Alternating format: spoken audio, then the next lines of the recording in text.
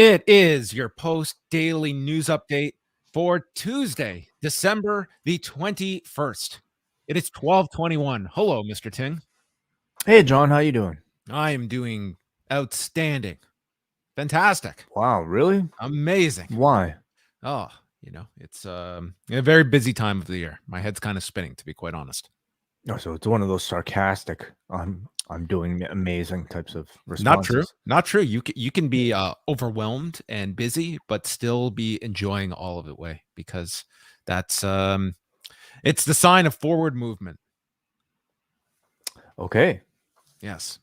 Would you enjoy the opposite if you're completely not busy? Yes, I would definitely enjoy not being busy as well. But I'll Mm, take okay. either. I'm good. I'm good with both.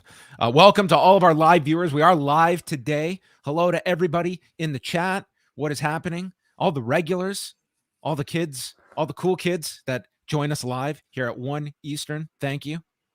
Yeah. How's it going? Hi, Ginobili, who wrote a message in Japanese for some reason here.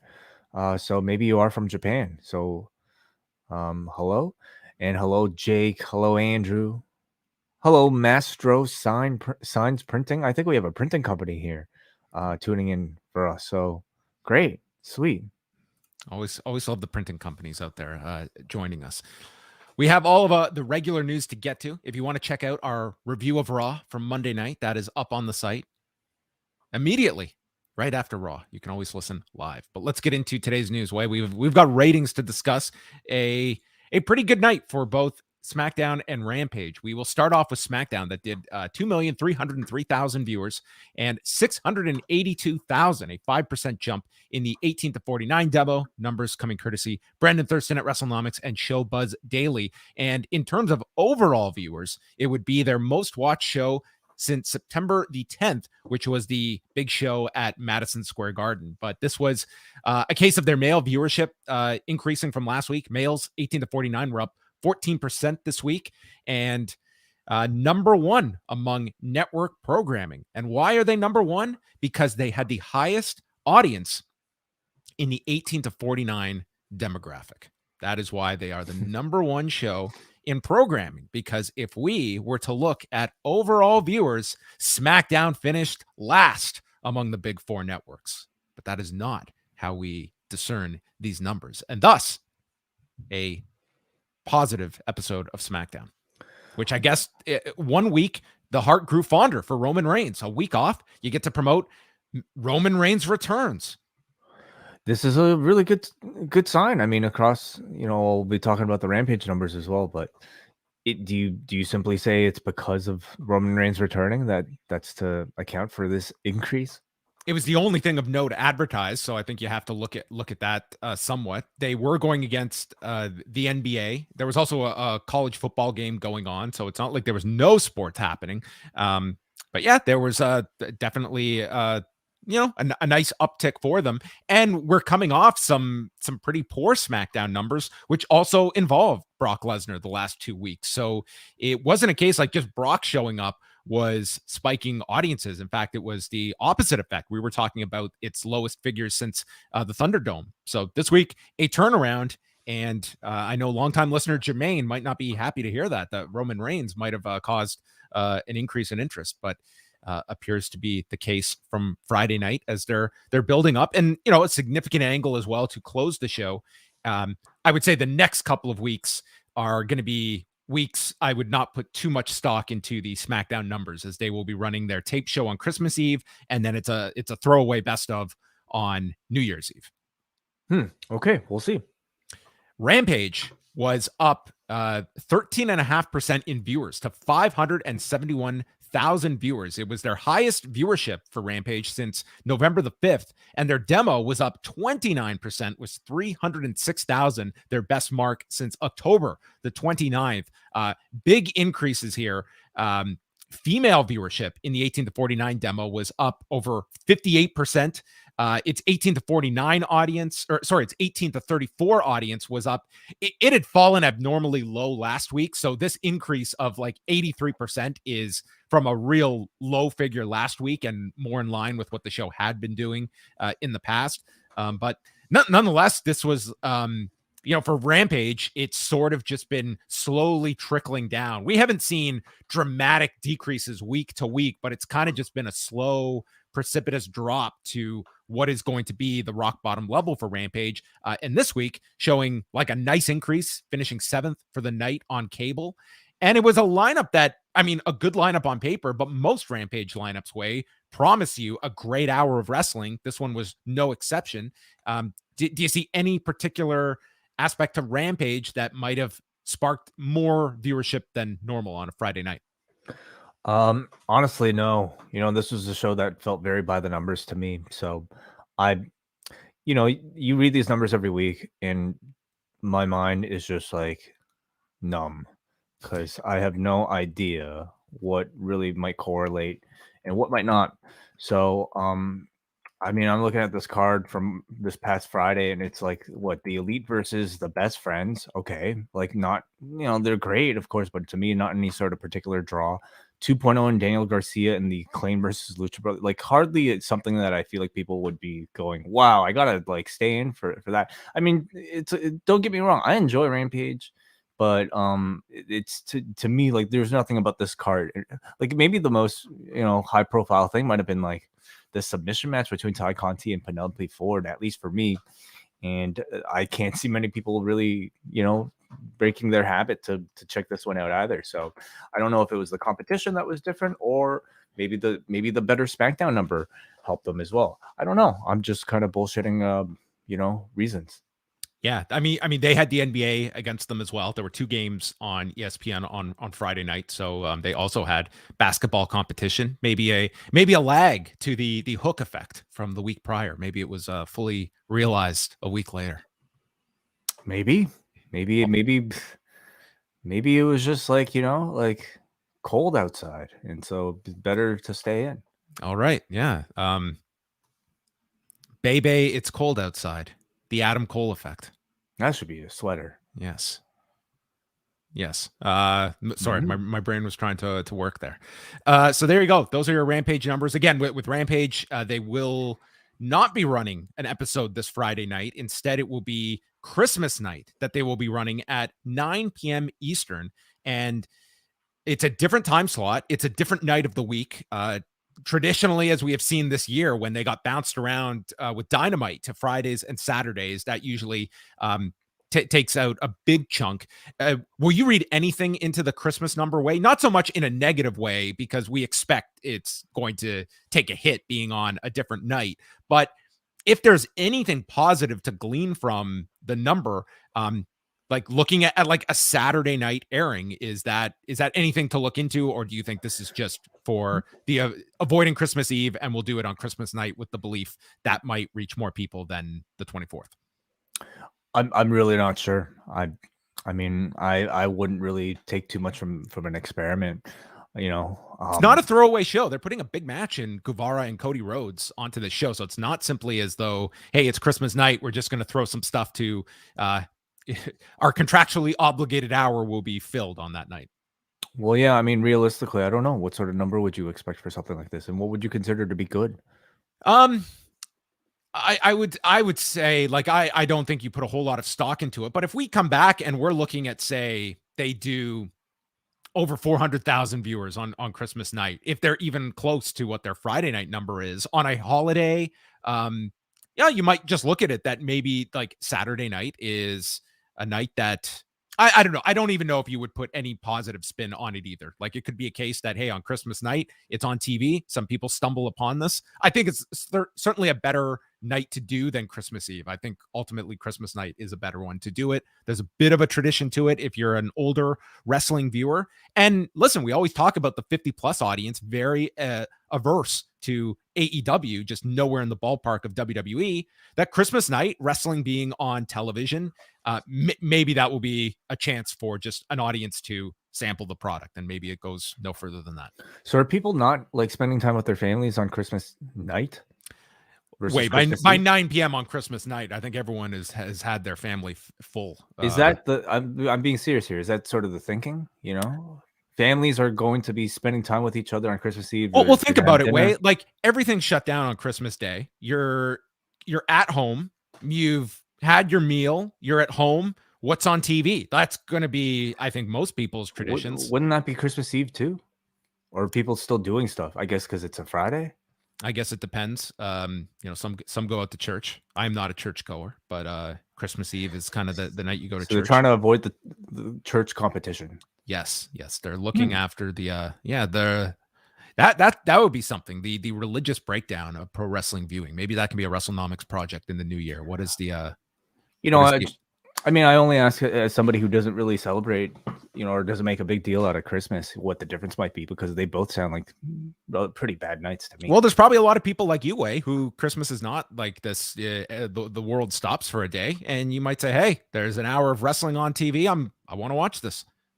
Yeah. Okay. We'll see. So let's talk a little bit about what is going on up here in Canada. So Quebec and Ontario both introducing a lot of restrictions. Quebec today reported over 5,000 cases of COVID, so they are ahead of Ontario by like 1,600 cases.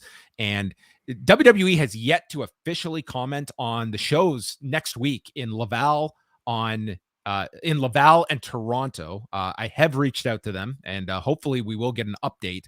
I am sure that all parties are just scrambling, and it's just a case of everything is changing by the day and just not wanting to make that call until they absolutely have to.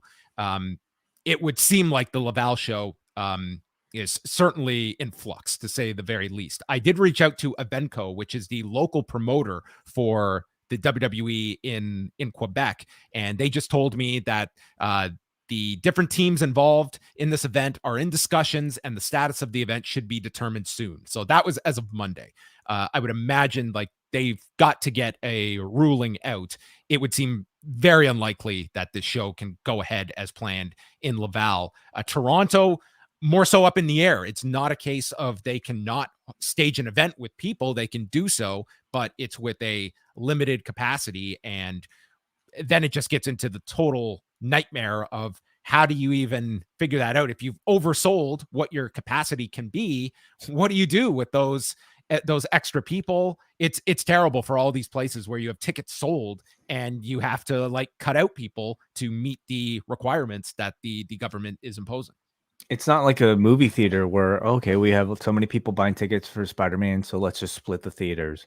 We have a few empty theaters for movies people aren't paying to see, so we'll just have more airings. It's not exactly like that. You can't really replicate a live wrestling show or concert or anything like that for that matter. So a real logistical nightmare. And this, also with crossing the border. And at this point, if you're going to cross the border just for this half show, is it going to be worth their while? That's right. Like if you're looking at the idea of the Laval show being off and you're just coming up here for one date, it's not like this is TV. It is not like by any measure we have to get this show in. You're looking at a live gate, which you can always postpone and then come back in the spring or the summer when there's when it's a better time of the season to run a live event. That's the other question. And just putting your talent through that, to have to cross the border, go through all of that procedure, and then get them back into the States. And on top of it, like you don't want your talent to be like putting them into a place where they could potentially like affect them for all the shows that you have coming up. Like there's so many headaches. I do have a lot of sympathy for all the people involved that are like this has sprung up very quickly, and I'm sure this is a ton of scrambling behind the scenes, and hopefully there's just a status update on these shows, because they're going to have to make the call at some point of whether we're going ahead with these shows in a limited capacity form, postponing the shows to a better time of the year. I guess I'm sure all plans are on the table, but just listening to all the chaos that's happening in the NHL, like it just sounds like totally crazy. And while we're on the topic, just a reminder that tomorrow here, we're going to have Dr. Alex Patel on this particular podcast to discuss some updates about the Omicron variant. Yes, he will be live with us 1 Eastern on Wednesday. Tony Khan did an interview with the Culture State podcast with Chris Lee and Dennis Cox, and did confirm that Battle of the Belts on Saturday, January the 8th, will be a 1-hour show. They are running an event at the Bojangles Coliseum in Charlotte, North Carolina. I imagine that they are not going to be selling tickets for fans to come and watch 2 matches or 3 matches in a 1-hour format. But wait, I do look at this. It's the same week you're launching on TBS. You've got a 1-hour window, and I just wondered, like, what is the ultimate purpose of this show? Like, certainly it's more content, and that should mean revenue for the company. Mhm. But like, I don't know how you could possibly promote a Danielson Hangman Page match in a 1-hour show that already is occupied by a women's title match coming off a 1-hour draw. And I wouldn't want to be throwing meaningful matches that I can only use on YouTube or tape to air on wherever. Like, I just, Mhm. it just seems like, is this all that different than just doing a Rampage the night before?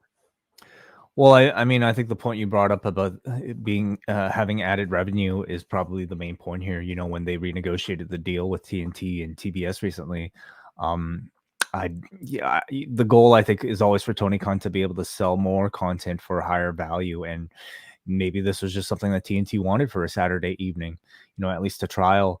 And you know, at the time, of course, they were talking about a move of all their properties to TBS. So this is also a way of keeping a property on TNT. You know, since that time, we've learned that Rampage is going to stay on TNT. So it's less of a factor, but nonetheless, you know, I'm sure they just appreciate having more airtime to do more stuff. The hour runtime is interesting in that, like, I don't know how, like, if that was always the plan, you know, to just do an hour. But obviously, we can't expect every single title to be defended. And at this point, I don't know if I would expect Bryan Danielson versus Hangman Page to be on this particular It doesn't show. make any sense after you don't do a 1-hour draw to come back on a show like this, nor would I want to waste that on, like, send people to YouTube to watch the rest of it or anything like that. So have they actually said that every belt will be defended? No, Tony Khan has actually said every belt will not be defended. Okay, so yeah, for that reason, But it is a show that is like, why are we marketing this then as Battle of the Belts if we can't even have our top championship being defended? yeah. I mean, for a first show of this type, and with like Hangman Page front and center, at least on this first poster, I think you would expect some defense. But it also doesn't have to be Bryan. You know, they can always just create a challenger via battle royal or gauntlet match the week of, and have it be a slightly less high profile. And you know, for that, I'm curious to see if they employ YouTube for something like this, or if they tape for a later airing. But You've got to give your audience in Charlotte more than an hour. Like, for sure, you can't sell tickets for an hour. So there's got to be more that either you go live on YouTube that night for a few hours, you tape ahead for, I mean, they're not going to put tape matches on Dynamite or Rampage. So I don't know. I'm kind of curious just the logistics of it. It just doesn't seem as though this is a show that needs to happen, other than, well, we put this down on the calendar, and now that it's here, it just seems like we can't have the amount of time to make this feel like a big show. And again, I go back to my Saturday night's main event analogy that there was a time when name versus name was huge on NBC, but when they brought it back in the 2000s, names fight each other every single week on TV, and it's another hour. Need to, I think these quarterly specials need to feel like mini pay-per-views, and I just think that it's going to be tough to do that for a 60-minute window. Yeah, you're gonna have to put your best stuff, you know, like if they had simply put Page versus Danielson perhaps as a 1-hour match, although with the storyline that they're going, 1 hour might not necessarily be enough. It's gonna be a challenge to continue to make certain shows feel bigger than others. But again, we don't have the full card yet, and I think if there's something that we've learned from AEW is that their fans don't rarely, I don't think if ever, you know, unless an explosion doesn't go off, leave a show disappointed. Last time I feel like we had a similar situation. They just ended up throwing Bryan Danielson versus Minoru Suzuki on YouTube. You know, that was a different situation with competition, but nonetheless, I feel like there are plenty of ways for them to be able to come through. So I don't really worry for somebody with live tickets to, you know, not feel like they're getting their money's worth. Yeah, I would not lack any confidence if you bought tickets that you're going to get a great show. Like it's a tremendous roster. It's just a question of, getting it out to the most people and maximizing some of these matches that you can put together at a time when you want to stock up Dynamite and Rampage. So this inevitably sort of takes away from that because we do have this event to now promote on several weeks. ROH Championship match has been added to the GCW show at the Hammerstein Ballroom as Blake Christian, the former Trey Baxter, will be challenging Jonathan Gresham. And this was seen this past weekend at the Blood on the Hill show when Gresham defended the ROH title against AJ Gray. So, it seems like Jonathan Gresham has the total green light to go out and defend the ROH title. And this will be this is the first official match for the Hammerstein Ballroom on January 23rd.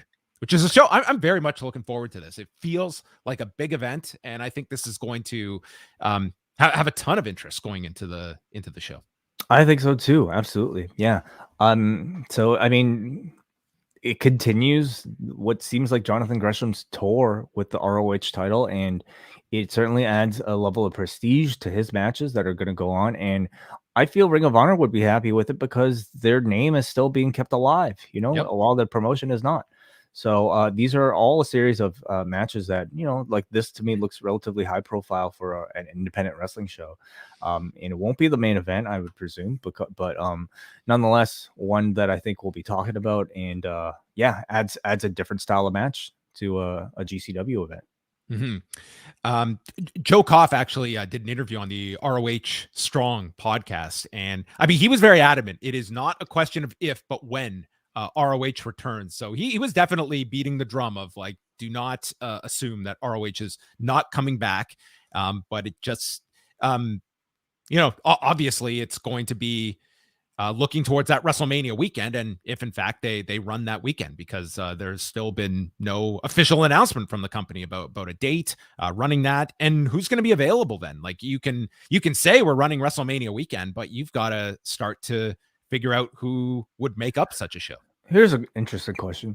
Do you think Gresham will lose the ROH title before ROH returns?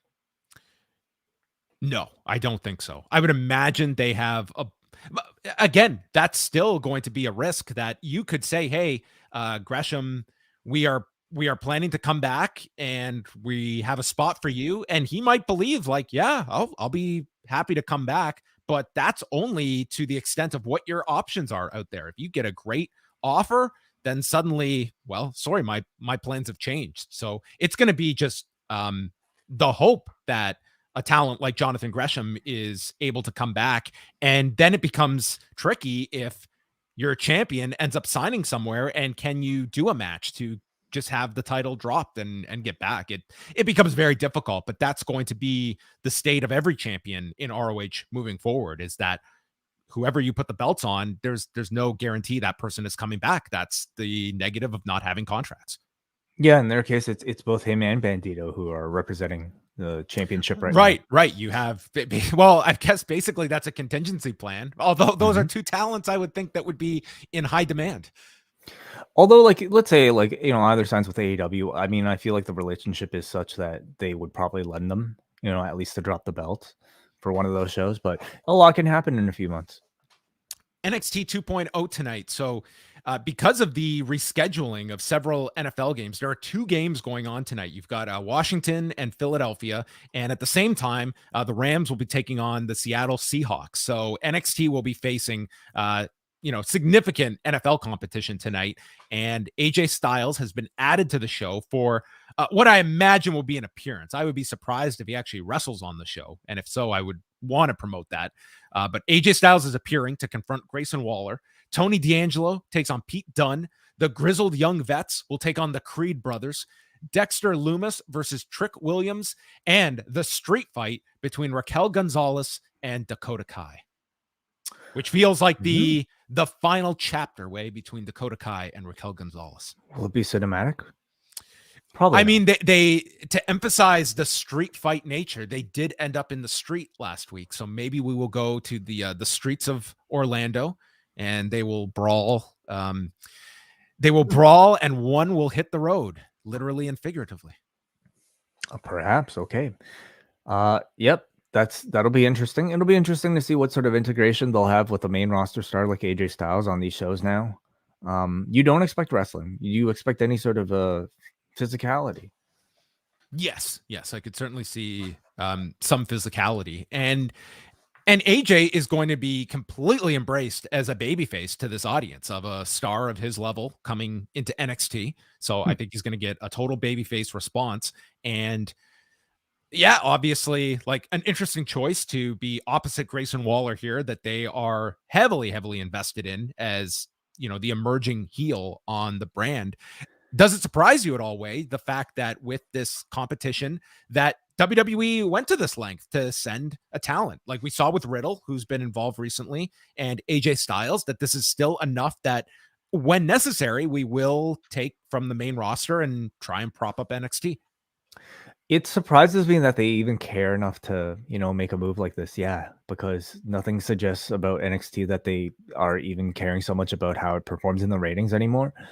But yeah, maybe it was a matter of convenience as well. I guess does he live too far from Orlando? Well, he's I don't know. he's like in Gainesville, Georgia? isn't he? Yeah. Yeah, maybe he Not was, not the farthest trip. well, I maybe they just needed, a right type of guy that they think would fit with Grayson Waller. And to me, it'll be interesting to see, like, we could presume AJ will be positioned as a baby face, but how deep of a baby face will it be congruent with what he's got going on Raw with Omos? And how, what is the result of this? Is there a match at the end of it, or just, I don't know, a one night thing?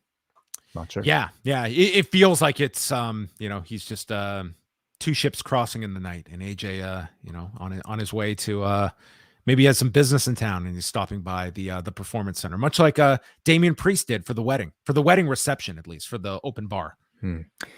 We have some super chats, John, if we want to get through them right now.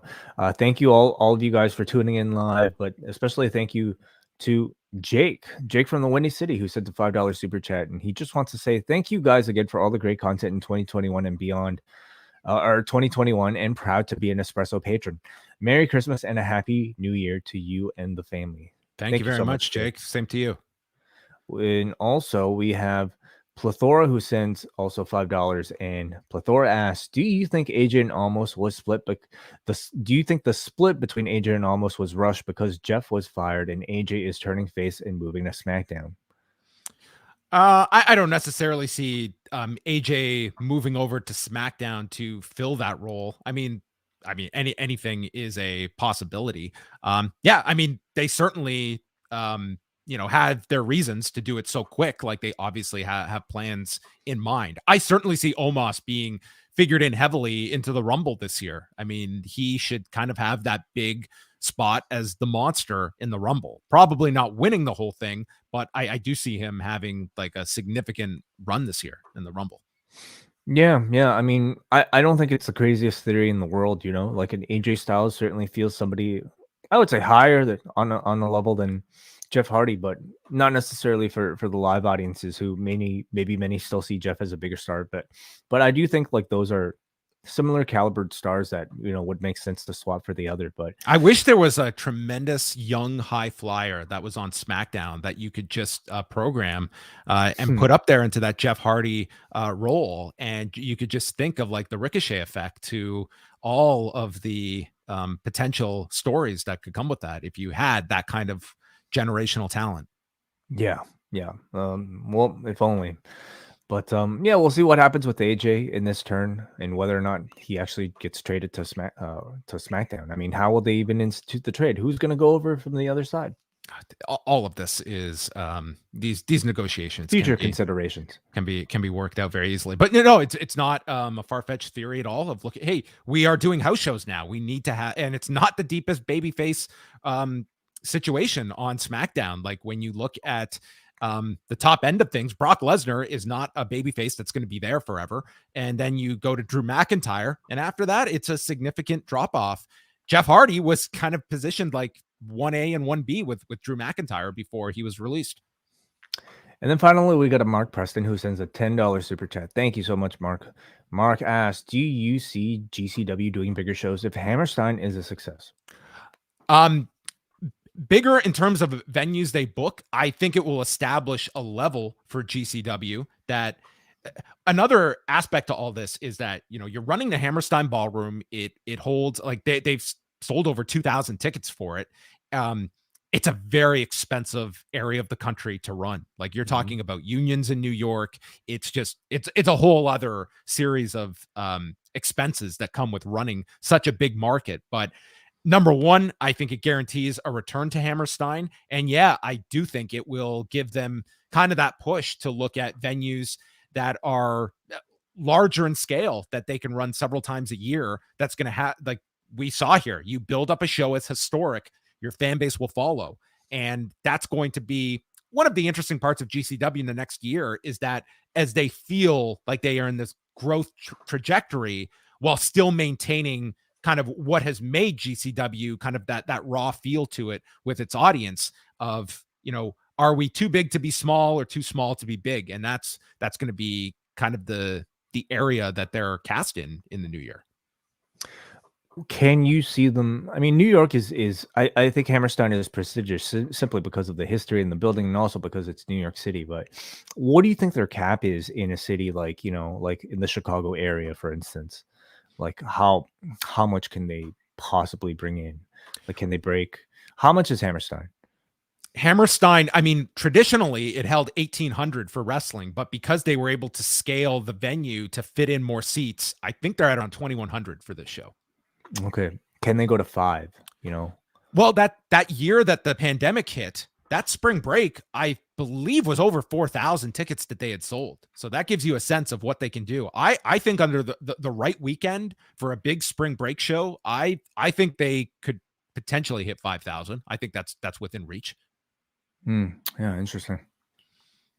It all depends on, you have to remember, like, if John Moxley is someone they can use in the new year, that's a big asset to have, that you can utilize big shows with. And I think you're going to have, it's one thing to have the stars out there. It's also like GCW has cultivated this environment where you're kind of curious to see how some of these stars will acclimate to GCW as well. Like there's a novelty just in seeing a Mick Foley appear on a GCW show, even in a non physical role. So anyway, that's the show on January 23rd. But as Wai mentioned, we will be back on Wednesday live at this very same time with Dr. Alex Patel. We will also go through the latest headlines and news. But tonight, a double header here at Post Wrestling. Braden, I believe, and Davey Portman will be live with Up Next at 10:15 Eastern at twitch.tv/upnextpodcast. And Wai Ting will be live at 10 Eastern for all members at postwrestlingcafe.com for the review everyone has been waiting for. That is correct. Yeah, we'll be talking about Spider-Man No Way Home. This will be a spoilers review, so please, if you don't care, then listen. But if you haven't seen the movie yet and plan to, maybe stay out and listen to us in archive. But those of you who have listened to it, want to get some of your thoughts on the movie itself, and want to hear our thoughts, 10 o'clock for all Post Wrestling Cafe patrons. I'll be sending out the Zoom link very shortly. All right, so check that out tonight. We're back on Wednesday night with Rewind to Dynamite. All of the news can be found at postwrestling.com. And thank you, everybody, for checking out the Post Daily News Show.